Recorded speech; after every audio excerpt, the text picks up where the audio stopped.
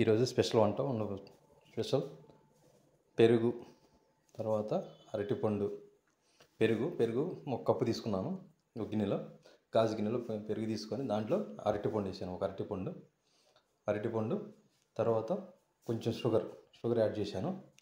Sugar తర్వాత Horlicks, అంటే దాన్ని మిక్స్ చేయడానికి హార్లిక్స్ తీసుకున్నాను. హార్లిక్స్ కూడా దాంట్లో గిన్నెలో వేయటం జరిగింది. హార్లిక్స్ కూడా వేసాను.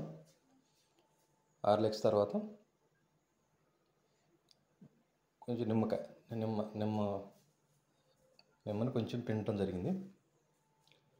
తర్వాత జీలకర్ర మనం కూరలు వేసుకుంటాం కదా, ఆ జీలకర్రను కూడా యాడ్ చేయడం జరిగింది.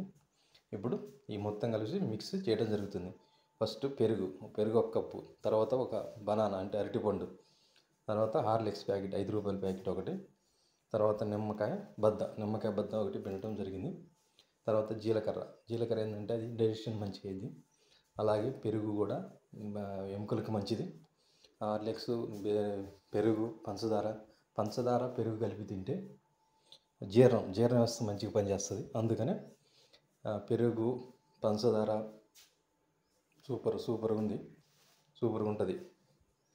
పెరుగు, అరటిపండు, నిమ్మబద్ద, హార్లిక్స్ ప్యాకెట్, జీలకర్ర యాడ్ చేయడం జరిగింది.